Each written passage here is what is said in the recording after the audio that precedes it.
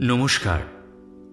আজ আমরা একে একে 25-এ অর্থাৎ আজকের গল্পটি অল্প অল্প ভূতের গল্প অনুক্রমে 25তম প্রয়াস। আজ এই আনন্দ মুহূর্তে ধন্যবাদ জানাই সকল শ্রোতা বন্ধুদের যারা আমাদের এই প্রয়াসে সামিল হয়েছেন, অনুপ্রেরণা ও ভালোবাসা দিয়ে সমৃদ্ধ করেছেন, আমাদেরকে এগিয়ে চলার পাথেও হয়েছেন। ধন্যবাদ জানাই শ্রীমতী সোহাগ সেনকে, যিনি আমাদের এই ইউটিউব চ্যানেলটির নামকরণ করেছেন। ধন্যবাদ জানাই আমার বন্ধু সোহম ও ভাই ইমনকে, যারা আমার এই ভাবনাকে রূপদান করে কুণ্ডু কোম্পানি পরিবারের মূল সদস্য হয়েছেন। ধন্যবাদ জানাই আমার সকল বন্ধু ও সহকর্মীকে, যারা আমাকে বিশ্বাস করে আমার পাশে থেকেছেন, এই উদ্যোগে সামিল হয়েছেন। আপনাদের সকলের সহযোগিতার জন্যই কুণ্ডু কোম্পানি আজ একে একে 25-এ। আপনাদের সকলকে আমাদের সকলের হয়ে জানাই আন্তরিক শ্রদ্ধা ও ভালোবাসা। শুরু করছি আজকের নিবেদন, ব্রাজিলের কালো বাঘ।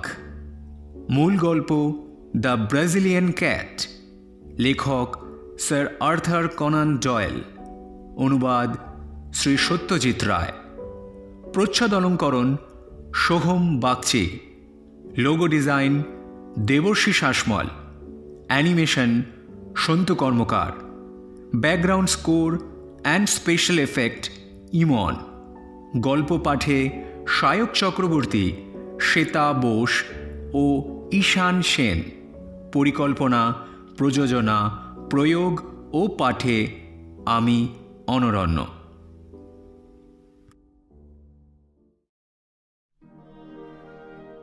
মেজাজটা বনেদি, প্রত্যাশা অসীম। অভিজাত বংশের রক্ত বইছে ধমনীতে, অথচ পকেটে পয়সা নেই, রোজগারের কোনো রাস্তাও নেই। একজন যুবকের পক্ষে এর চেয়ে দুর্ভাগ্য আর কি হতে পারে? আমার বাবা ছিলেন সহজ সরল মানুষ। তার দাদা অকৃতদার লর্ড সাদারটন বিশাল সম্পত্তির মালিক। এই দাদার বদন্যতার উপরে বাবার এমনই আস্থা ছিল যে তার একমাত্র সন্তান হয়ে আমার যে কোনোদিনও অন্য সংস্থানের চিন্তা করতে হবে, এটা তিনি ভাবতে পারেননি। তার ধারণা ছিল, হয় সাদারটনের বিস্তীর্ণ জমিদারি এস্টেটে, না হয় নিদেন পক্ষে সরকারের কূটনৈতিক বিভাগে আমার একটা স্থান হবেই। তার অনুমান যে সম্পূর্ণ ভুল, সেটা তার অকাল মৃত্যুর ফলে বাবা আর জেনে যেতে পারেননি। যেমন আমার জ্যাঠা, তেমনই ব্রিটিশ সরকার আমার সঙ্গতির জন্য কিছুই করলেন না, বা আমার ভবিষ্যৎ সম্পর্কে কোনো তাপ উত্তাপ প্রকাশ করলেন না। ওই কুচ্ছিত কদাচিৎ কিছু ফেজেন্ট পাখি বা গুটি কয়েক খরগোশ উপঢৌকন হিসেবে জ্যাঠার কাছ থেকে আসে, আর সেই থেকেই বোঝা যায় যে আমি ইংল্যান্ডের অন্যতম সব থেকে সমৃদ্ধ জমিদারিতে অবস্থিত অটওয়েল প্রাসাদের উত্তরাধিকারী। যাই হোক, আমি নিজে বিয়ে করিনি।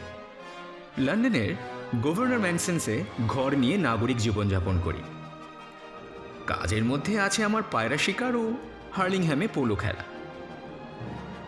আমার ঋণ যে মাসে মাসে বেড়েই চলেছে, কিছুদিন পরে আর তা শোধ করার কোনো উপায় থাকবে না, এটা ক্রমশই স্পষ্ট হয়ে উঠছে। আমার এই শোচনীয় অবস্থাটা আরও প্রকট হয়ে উঠেছে এই কারণে যে লর্ড সাদারটন ছাড়াও আমার আরও বেশ কয়েকজন ধনী আত্মীয় রয়েছে। এদের মধ্যে সবচেয়ে নিকট হলেন আমার খুড়তুতো ভাই এভারার্ড কিং।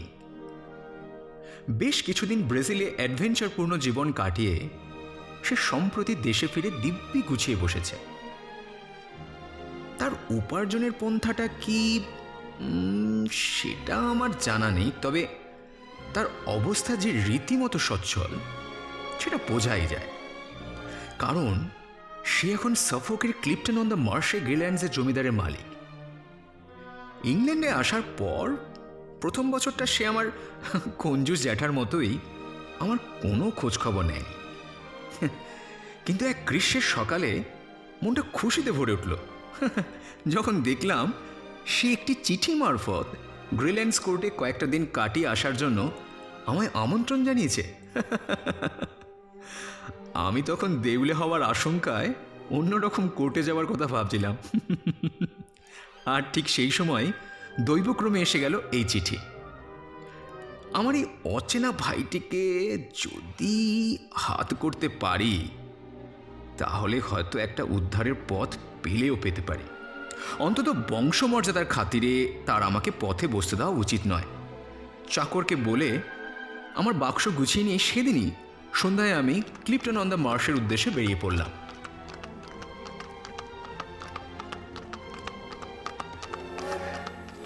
ইপসিচে গাড়ি বদল করে একটা লোকাল ট্রেন আমাকে অসমতল তৃণপ্রান্তরের মাঝখানে জনবিহীন ছোট্ট স্টেশনে নামিয়ে দিল।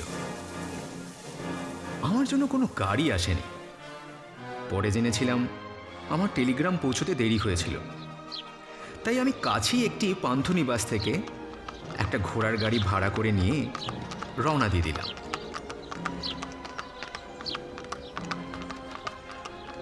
গাড়ির সহিস দিব্যি লোক, সে আমার ভাইয়ের প্রশংসায় পঞ্চমুখ।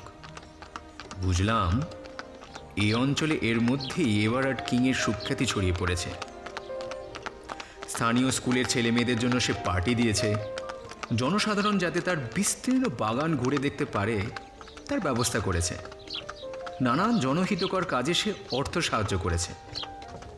মোট কথা, এতভাবে সে তার দরাজ মনের পরিচয় দিয়েছে যে আমার শৈশবের ধারণা হয়েছে সে পার্লামেন্টে পদক্ষেপ করার জন্য জমি তৈরি করছে। পথে যেতে যেতে সহিসের দিক থেকে আমার দৃষ্টি হঠাৎ চলে গেল এক বিচিত্র বর্ণ পাখির দিকে। রাস্তার ধারে টেলিগ্রাফ পোস্টের উপরে বসেছে পাখিটা। প্রথমে মনে হয়েছিল বুঝি নীলকণ্ঠ জাতীয় কোনো পাখি, কিন্তু কাছে আসতে দেখলাম আয়তনে তার চেয়ে বেশ খানিকটা বড়, আর পালকে রঙের বাহারও অনেক বেশি। সহিস বলল, আমরা যে ব্যক্তির কাছে চলেছি এটি তারই পাখি। ইনি নাকি দক্ষিণ আমেরিকা থেকে নানা রকম পশু পাখি এনে এখানকার আবহাওয়ায় সেগুলো প্রতিপালনের চেষ্টা করছেন। গ্রিল্যান্ডস পার্কের গেট দিয়ে প্রবেশ করার পর এই কথার অনেক প্রমাণ পাওয়া গেল।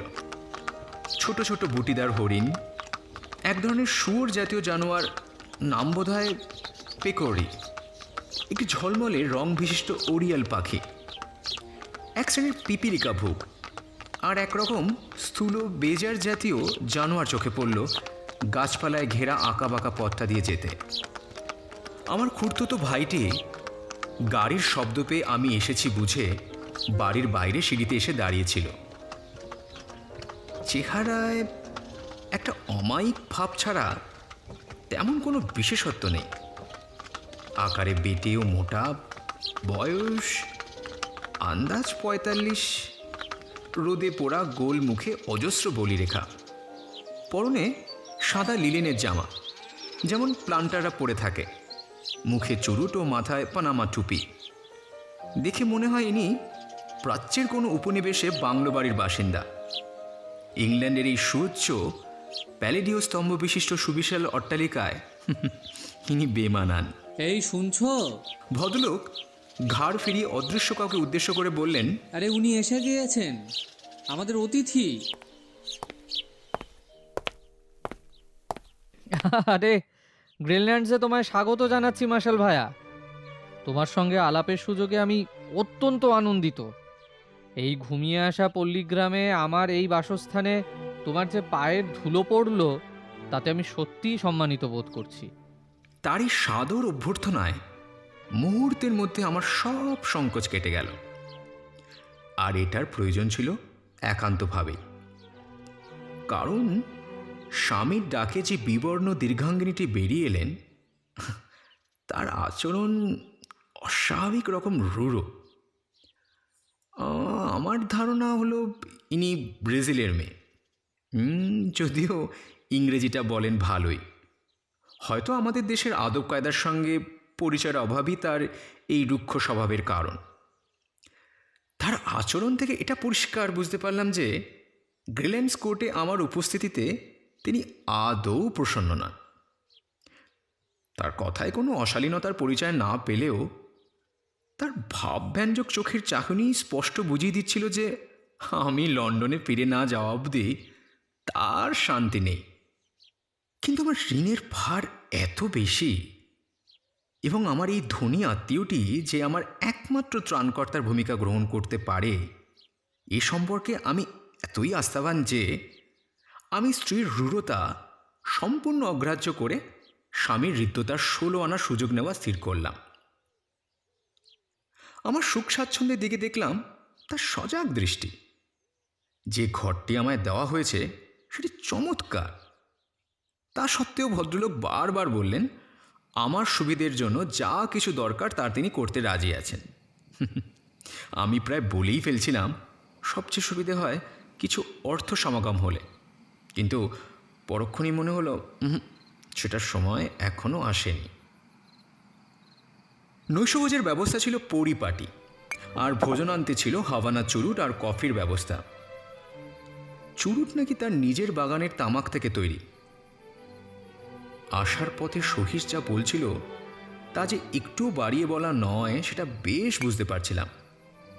এর মতো মহানুভব অতিথি বৎসল ব্যক্তি আমি আর দুটি দেখিনি, কিন্তু এই ব্যক্তির মধ্যেও যে একটি আত্মম্ভর অগ্নিগর্ভ মানুষ বাস করে তার পরিচয় পেলাম পরদিন সকালে। কিং গৃহিণী আমার প্রতি এতই বিমুখ যে প্রাতরাশের সময় সেটা প্রায় সহ্যের সীমা ছাড়িয়ে গিয়েছিল। স্বামী ঘর থেকে বেরোনো মাত্র তার মনের ভাবটা পরিষ্কার ফুটে বেরোলো। লন্ডন ফিরে যাওয়ার সবচেয়ে ভালো ট্রেন হচ্ছে দুপুর 12:30টায়। হঠাৎ বললেন ভদ্রমহিলা। আমি খোলাখুলি বললাম, আমি কিন্তু আজ ফেরার কথা ভাবছি না। এই ভদ্রমহিলা দ্বারা বিতাড়িত হওয়ার কোনো বাসনা ছিল না আমার। আপনার ইচ্ছে অনিচ্ছের ওপরেই যদি সেটা নির্ভর করে। কথাটা শেষ না করে অত্যন্ত উদ্ধতভাবে ভদ্রমহিলা চাইলেন আমার দিকে। আমিও ছাড়বার পাত্র নই। বললাম, আমার বিশ্বাস এভারার্ড যদি মনে করে আমি তার আতিথেয়তার অন্যায় সুযোগ নিচ্ছি, তাহলে সে কথা সে নিশ্চয়ই আমাকে বলবে। ব্যাপার কি? ঘরে ফিরে এসেছে এভারার্ড। মনে হলো আমার কথাগুলো সে শুনেছে এবং আমাদের দুজনের দিকে চেয়ে এসে পরিস্থিতিটা আঁচ করে নিয়েছে। মুহূর্তের মধ্যে তার খুশিতে ভরা গোল মুখটায় এক অনির্বচনীয় হিংস্র ভাব ফুটে উঠল। তুমি একটু বাইরে যাবে কি মার্শাল? ও, আমার নাম যে মার্শাল কিং সেটা এই বেলা বলে রাখি। আমি বেরোতে আমার পেছনের দরজাটা বন্ধ করে দিল এভারার্ড, আর তারপরেই শুনলাম তীব্র ভৎসনার সুরে সে স্ত্রীর সঙ্গে কথা বলছে। আতিথেয়তার অপমাননায় সে যে গভীরভাবে ক্ষুব্ধ তাতে সন্দেহ নেই। আড়ি পাতার কোনো অভিসন্ধি ছিল না আমার, তাই আমি বারান্দা থেকে নেমে এলাম বাগানে। কিছুক্ষণ পরে দ্রুত পায়ের আওয়াজ শুনে ঘুরে দেখি মহিলা বাইরে বেরিয়ে এসেছেন। তার মুখ বিবর্ণ, দৃষ্টি বিস্ফারিত। আমার স্বামী আপনার কাছে ক্ষমা চাইতে বললেন মিস্টার মার্শাল। দৃষ্টি না তুলে বললেন মহিলা। আমি তৎক্ষণাৎ বললাম, দোহাই মিসেস কিং, প্লিজ এসব নিয়ে আর কিছু বলবেন না। তার কালো চোখ দুটো হঠাৎ ঝলসে উঠল। মূর্খ! চাপা অথচ তীক্ষ্ণ স্বরে কথাটা বলে সদর্পে ঘরের ভেতরে চলে গেলেন মহিলা। অপমানটা এতটাই অপ্রত্যাশিত, এত অসহ্য যে আমি হতভম্ব হয়ে চেয়ে রইলাম দরজার দিকে। এমন সময় এভারার্ড এলো বারান্দায়। আশা করি আমার স্ত্রী তার অর্বাচীন ব্যবহারের জন্য তোমার কাছে ক্ষমা চেয়েছে মার্শাল। হ্যাঁ, চেয়েছে বই কি। এভারার্ড কুনুইটাকে তার হাতে নিয়ে হাঁটতে শুরু করলো। তুমি ব্যাপারটাকে গায়ে মেখো না, বলল এভারার্ড। তোমার মেয়াদের 1 ঘন্টাও কম যদি তুমি এখানে থাকো তাহলে কিন্তু আমি অত্যন্ত দুঃখ পাবো। আসলে ব্যাপারটা হচ্ছে কি, ভাইয়ের কাছে গোপন করার তো কোনো মানে হয় না। আমার স্ত্রী অত্যন্ত ঈর্ষাপরায়ণ। আমাদের দুজনের মাঝখানে কেউ এসে দাঁড়ালেই সেটা ও আর বরদাস্ত করতে পারে না।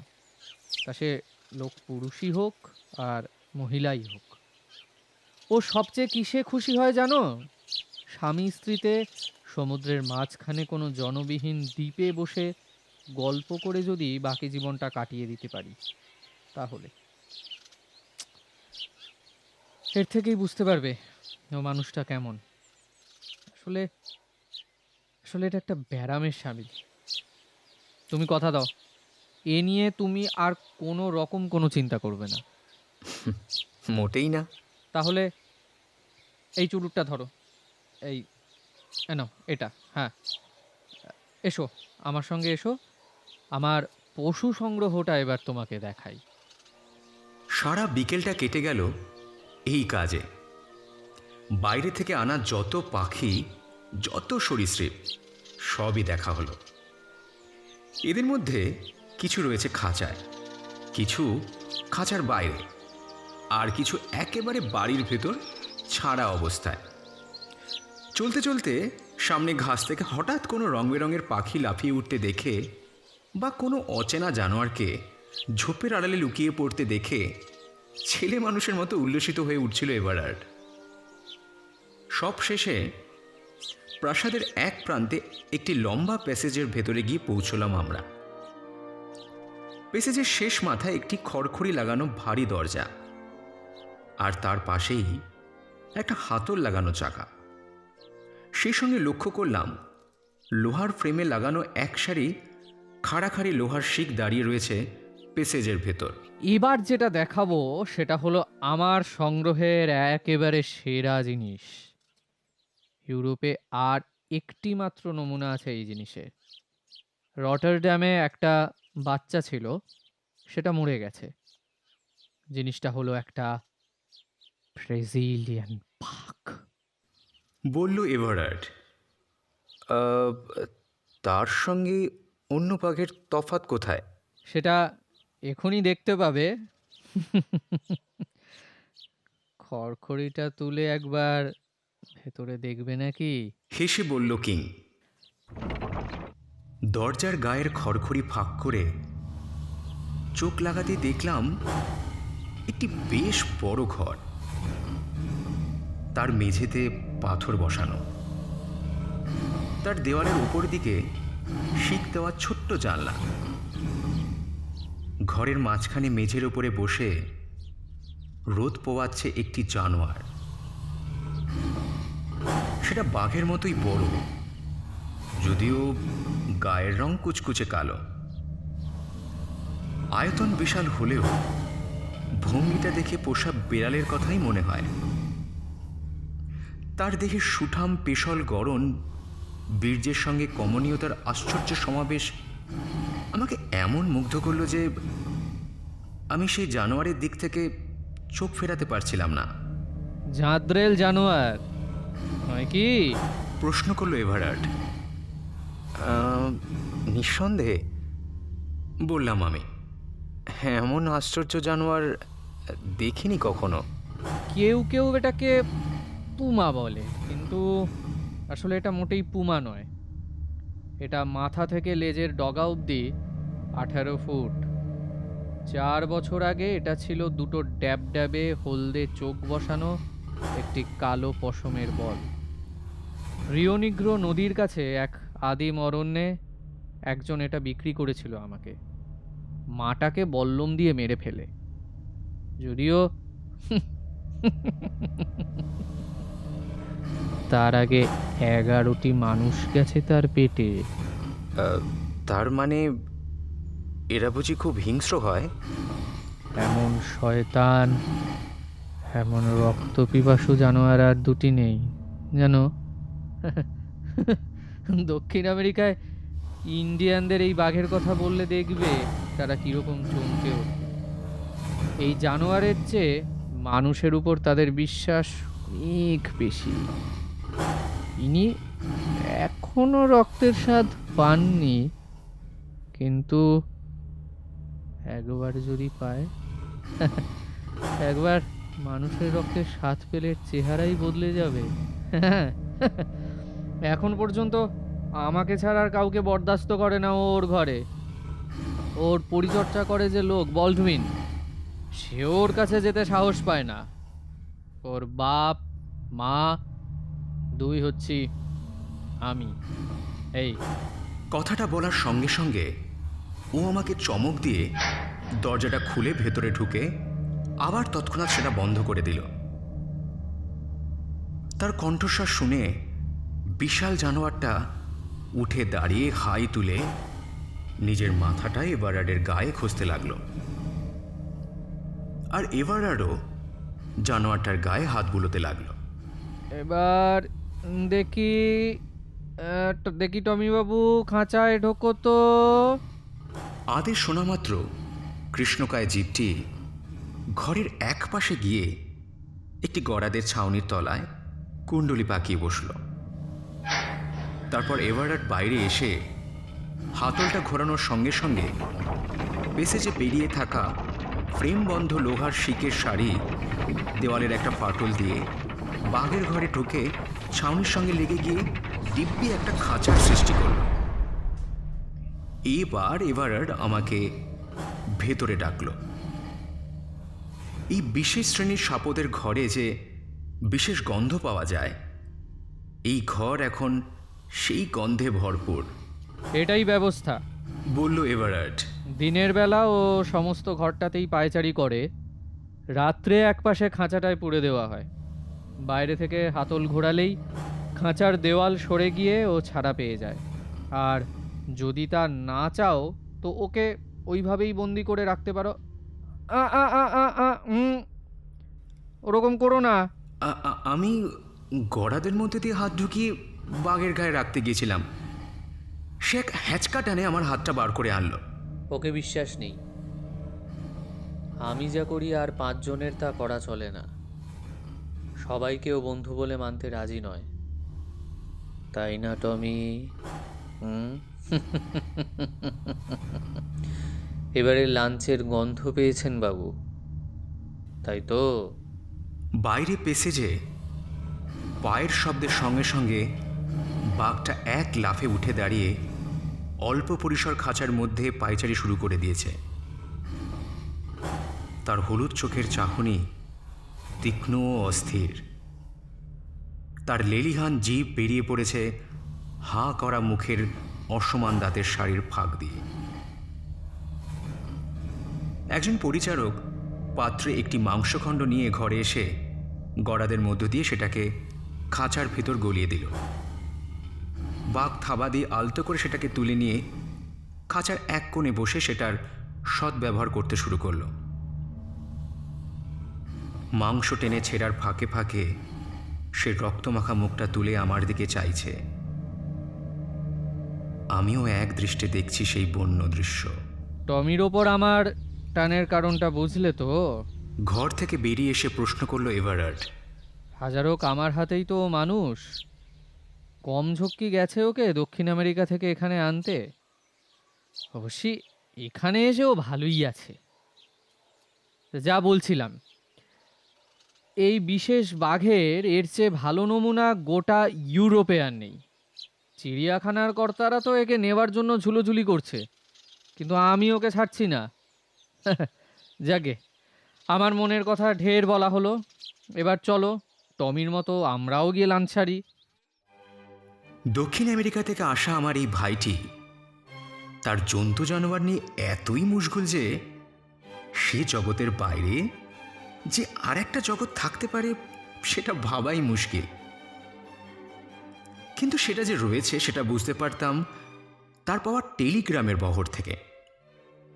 দিনের যে কোনো সময় আসতো এই টেলিগ্রাম, আর তার প্রত্যেকটি অত্যন্ত আগ্রহের সঙ্গে খুলত এভারার্ড নিজেই। এক একবার মনে হতো সেগুলো হয়তো ঘোড়ার মাঠ বা স্টক মার্কেট সংক্রান্ত কোনো খবর। মোট কথা, এটা বোঝাই যেত যে এমন কিছু কারবারের সঙ্গে জড়িত রয়েছে যেটা ঘটছে সাফোকের বাইরে।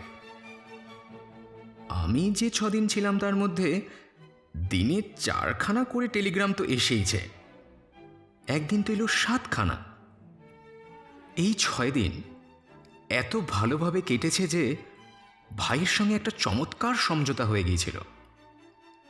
প্রতি রাতে বিলিয়ার্ড রুমে বসে এভারেট তার আশ্চর্য ভ্রমণ কাহিনী শোনাতো আমাকে। শুনে বিশ্বাস করা বেশ কঠিন হতো যে আমার এই নিরীহ ভাইটি এইসব রোমহর্ষক ঘটনার নায়ক।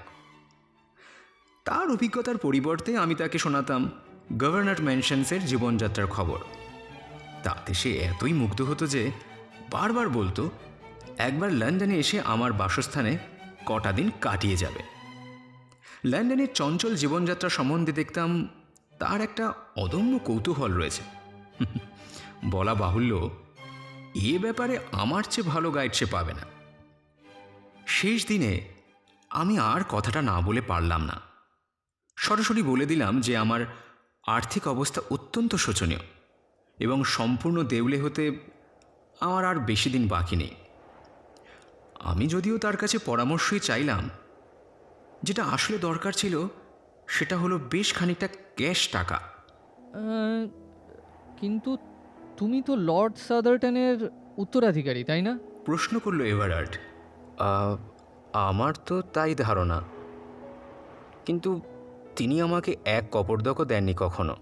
জানি, বলল এভারার্ড। সে যে কত কঞ্জুস সে কথা আমিও শুনেছি। সত্যি তো, তোমার অবস্থা তো বেশ কাহিল বলেই মনে হচ্ছে। আচ্ছা, ভালো কথা, সাদারটনের স্বাস্থ্য এখন কেমন? ছেলেবেলা থেকেই তো শুনে আসছি যে সে অত্যন্ত রুগ্ন। তাও ট্যাঙস ট্যাঙস করে চালিয়ে তো যাচ্ছে। বেচারা তুমি। আমার বড় আশা ছিল তুমি সব শুনে টুনে হয়তো কিছু। আর বলতে হবে না, আজ রাত্রে এ বিষয়ে কথা হবে। আমার পক্ষে যতটা সম্ভব করব, চিন্তা করো না, কথা দিচ্ছি। হেসে বলল এভারার্ড, আমার যে বিদায় নেবার সময় এসে গেছে তাতে আমার আক্ষেপ নেই, কারণ জানি যে এই বাড়িরই একজন বাসিন্দা আমাকে তাড়াতে পারলে বাঁচে। কিং গৃহিণীর বিষদৃষ্টি আমার কাছে অসহ্য হয়ে উঠেছে। তিনি যে আগবারই আমাকে অপমান করেন তা নয়, সেখানে স্বামীর ভয় তাকে বেশি দূর এগোতে দেয় না, কিন্তু চরম ঈর্ষার বশে তিনি আমার সঙ্গে কথা বন্ধ করে দিয়েছেন এবং গ্রেল্যান্ডসে আমার অবস্থান যাতে সব দিক দিয়ে অস্বস্তিকর হয় সে চেষ্টার কোনো ত্রুটি করেন না। বিশেষত শেষ দিনে তার ব্যবহার এমনই বাড়াবাড়ি পর্যায়ে চলে গেল যে এভারার্ডের কাছ থেকে সাহায্যের প্রতিশ্রুতি না পেলে আমি সেই দিনই দুপুরের গাড়িতে রওনা দিয়ে দিতাম। ঘটনাটা ঘটতে বেশ রাত হলো। আমার আশ্রয়দাতা আজ অন্য দিনের তুলনায় অনেক বেশি টেলিগ্রাম পেয়েছে। সেগুলো নিয়ে সে চলে গেল তার কাজের ঘরে। যখন বেরোলো ততক্ষণে বাড়ির আর সকলে ঘুমিয়ে পড়েছে। আমি শুনতে পেলাম সে রোজকার অভ্যাস মতো ঘুরে ঘুরে নিচের দরজাগুলো বন্ধ করছে। অবশেষে বিলিয়ার্ড রুমে এসে আমার সঙ্গে যোগ দিল। তার স্থূল দেহ ড্রেসিং গাউনে আবৃত, পায়ে একজোড়া টার্কি স্লিপার। আরাম কেদারায় বসে গেলাসে পানীয় ঢেলে সে নিজের সামনে টেনে নিল। লক্ষ্য করলাম তাতে জলের চেয়ে হুইস্কির মাত্রাই বেশি। কি রাত্রে বাবা, মন্তব্য করল এভারার্ড। কথাটা ভুল বলেনি। সারা বাড়িটাকে ঘিরে ঝোড়ো বাতাস বইছে, তার শব্দ যেন প্রকৃতির আর্তনাদ। জানলাগুলো থরথর করে কাঁপছে। বাইরের অন্ধকারের ফলে ঘরের হলদে বাতিগুলো অস্বাভাবিক রকম উজ্জ্বল বলে মনে হচ্ছে। শুনি তোমার কাহিনী। আমরা দুজনে এখন একা। এই দুর্যোগের রাতে কেউ আমাদের বিরক্ত করতে আসবে না।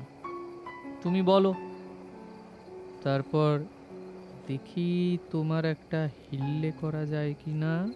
বললেন আমার আশ্রয়দাতা। এইভাবে উৎসাহ দেবার ফলে আমি আদ্যপান্ত বললাম আমার ব্যাপারটা। যেসব লোকের সঙ্গে আমার কারবার, আমার পাওনাদারেরা, আমার বাড়িওয়ালা, আমার চাকর বাকর, কেউই সেই বর্ণনা থেকে বাদ পড়ল না।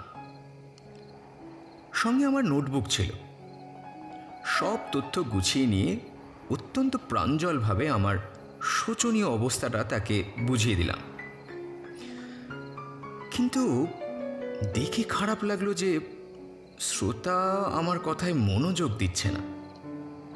যে দু একটা মন্তব্য সে করছিল সেগুলো এতই মামুলি ও অপ্রত্যাশিত যে আমার সন্দেহ হলো সে আদৌ আমার কথা শুনছে না।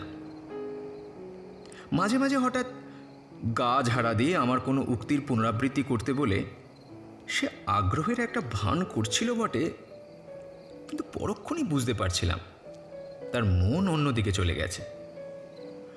অবশেষে চেয়ার ছেড়ে উঠে চুরুটের অবশিষ্টাংশ ফায়ারপ্লেসে ফেলে দিয়ে সে বলল, তোমায় বলি শোনো, হিসেব জিনিসটা কোনোদিনই আমার মাথায় সেরমভাবে ঢোকে না।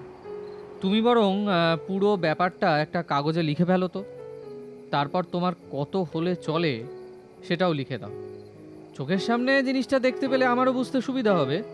প্রস্তাবটা শুনে আমার ভালোই লাগলো। আমি রাজি হয়ে গেলাম। চলো এই বেলা শুয়ে পড়া যাক। ওই দিক শোনো, হলঘরের ঘড়িতে 1টা বাজছে। ঘড়ির ঘণ্টা ঝড়ের গোঙানি ছাপিয়ে শোনা গেল। বাতাসের শব্দ শুনে মনে হয় যেন একটা উত্তাল নদী বয়ে চলেছে বাড়ির গা ঘেঁষে। শোবার আগে বাঘটাকে একবার দেখে যেতে চাই। ঝড় জিনিসটাও ঠিক পছন্দ করে না। তো তুমি আসবে নাকি? বলল এভারার্ড। চলো। চুপচাপ শব্দ না করে এসো, সবাই কিন্তু ঘুমোচ্ছে। পারস্যের গালিচা বিছানো হলঘরে ল্যাম্প জ্বলছে। সে ঘর পেরিয়ে একটা দরজার মধ্যে দিয়ে গিয়ে ঢুকলাম প্যাসেজে। অন্ধকার প্যাসেজ, দেওয়ালে একটা লণ্ঠন ঝুলছে। এভারার্ড সেটাকে নামিয়ে নিয়ে জ্বালিয়ে নিল। লোহার গরাদগুলো দেখা যাচ্ছে না। বুঝলাম বাঘ এখন খাঁচায় বন্দি। এসো এসো এসো এসো, ভেতরে এসো। বাঘের দরজা খুলে দিয়ে বলল এভারার্ড। ঘরে ঢোকা মাত্র একটা গর্জন শুনে বুঝলাম ঝড়ে বাঘের মেজাজ বেশ বিগড়ে দিয়েছে। ল্যাম্পের কম্পমান আলোয় দেখলাম বিশাল কৃষ্ণকায় জীবটিকে। খাঁচার এক কোণে খড়ের গাদার উপরে বসে আছে কুণ্ডুলি পাকিয়ে। পেছনে সাদা দেওয়ালে পড়েছে তার প্রকাণ্ড ছায়া। বাঘের লেজটা মাঝে মাঝে নড়ে উঠে মেজের খড়গুলোকে ইতস্তত ছড়িয়ে দিচ্ছে। বিচারি টমির মেজাজটা তেমন সুবিধের নয় বলে মনে হচ্ছে। হাতের ল্যাম্পটাকে এগিয়ে ধরে বলল এভারার্ড কিং। একটা আস্ত কেলে শয়তানের মতো দেখতে লাগে ওকে, তাই না? বলো, দেখো। আচ্ছা দাঁড়াও, ওর জন্য কিছু খাদ্যের ব্যবস্থা না করলে ওর আবার মেজাজটা ঠিক ভালো হবে না। আচ্ছা আচ্ছা ভাই, দেখো তো এই লণ্ঠনটা তুমি একটু ধরো তো। আমি তার হাত থেকে লণ্ঠনটা নিয়ে দরজার দিকে এগিয়ে গেলাম। ওর খাবার বাইরেই রাখা আছে। বলল এভারার্ড। আমি 1 মিনিট ঘুরে আসছি। ও কথাটা বলে ঘর থেকে বেরিয়ে গেল। আর সেই মুহূর্তে একটা ধাতব খুট শব্দের সঙ্গে দরজাটা বন্ধ হয়ে গেল। শব্দটা কয়েক মুহূর্তের জন্য আমার হৃদস্পন্দন বন্ধ করে দিল। আমার সর্বাঙ্গে একটা আতঙ্কের ঢেউ খেলে গেছে। একটা চরম বিশ্বাসঘাতকতার আশঙ্কায় রক্ত হিম হয়ে গেছে। আমি দরজার উপরে লাফিয়ে পড়লাম, কিন্তু কিন্তু দেখলাম ঘরের ভেতর দিক থেকে দরজায় কোনো হাতল নেই। দরজা খোলো এভারেট, দরজা খোলো। চেঁচিয়ে উঠলাম আমি, দরজা খোলো, দরজা খোলো এভারেট, দরজা খোলো। হল্লা করো না। পেসিস থেকে উত্তর এলো, তোমার কাছে আলো রয়েছে তো? দরজা খোলো এভারেট, আমি এভাবে একা বন্দি থাকতে চাই না এভারেট। কি হচ্ছে নাকি? দরজা খোলো। বটে।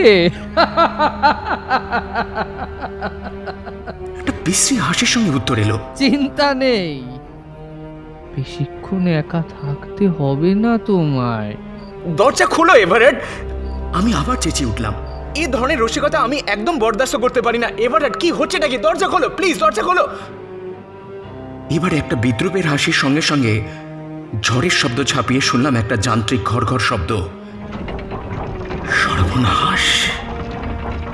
হাতল ঘুরিয়ে লোহার ঝাঁঝরিটাকে টেনে বাইরে বার করে নিচ্ছে এভারেট কিং। অর্থাৎ অর্থাৎ বাঘ আর খাঁচায় বন্দি থাকবে না।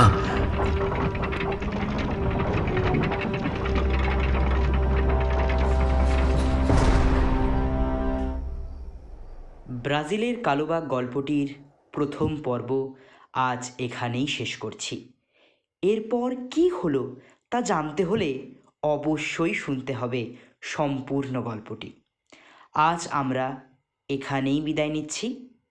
আগামী রবিবার আপনাদের জন্য ব্রাজিলের কালোবাঘ গল্পটির রুদ্ধশ্বাস অন্তিম পর্ব নিয়ে আমরা আবার ফিরে আসব। আপনারা ভালো থাকুন, সুস্থ থাকুন। দেখা হচ্ছে আগামী রবিবার।